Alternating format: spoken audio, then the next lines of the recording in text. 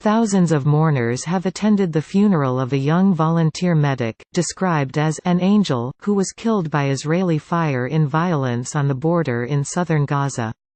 Razan al-Nayar, 21, a volunteer emergency medical worker with the Gaza Health Ministry, was fatally shot in the chest near Khan Yunis on Friday.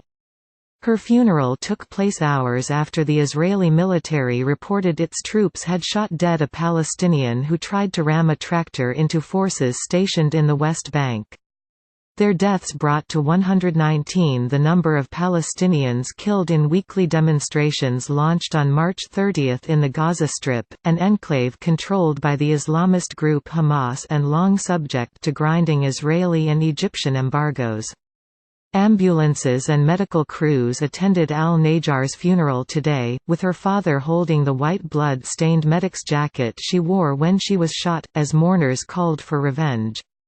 The Palestinian Medical Relief Society said al-Nayar was shot as she was attempting to provide first aid to an injured protester, with 3 other first responders also hit by live fire on Friday. Shooting at medical personnel is a war crime under the Geneva Conventions, the PMRS said in a statement, demanding an immediate international response to Israeli humanitarian law violations in Gaza. The UN envoy for the Middle East, Nikolay Mladenov, said in a tweet that medical workers are #not a target, and that Israel needs to calibrate its use of force and Hamas need to prevent incidents at the fence. Among the mourners attending al-Najjar's funeral were some she had treated when they were wounded at previous border protests. Her body was wrapped in a Palestinian flag and carried through the streets on a stretcher by mourners. "With our souls and blood we redeem you, martyr Razan," cried mourners as the body was brought to her home for a last farewell before burial. Residents said al-Nayar was a popular figure at the protest sites and pictures depicting her as an angel circulated on Palestinian social media. The Israeli military said on Saturday it was investigating the apparent killing by its troops of the Palestinian volunteer during protests along the Gaza border. It said that deaths such as al-Najjar's, in which civilians are allegedly killed by Israeli fire, are thoroughly examined by an internal military committee. The Israeli military confirmed that its troops shot dead a Palestinian who tried to ram a tractor into forces stationed in the West Bank. Its initial investigation revealed that a 35-year-old Palestinian from a village near Hebron tried to run over an officer with a bobcat tractor. The attacker then turned around and tried to attack nearby Israeli civilians, the military said. It added that a soldier opened fire, killing the assailant. No Israeli troops were harmed. Since 2015, Palestinians have killed over 50 Israelis, 2 visiting Americans and a British tourist in stabbings, shootings and car ramming attacks. Over 260 Palestinians were killed by Israeli forces in that time. Israel says most were attackers. The attacks have petered off in recent months as the Palestinian focus has shifted toward mass protests on the Gaza border. On Friday, the Palestinians protested for the 10th week in a row.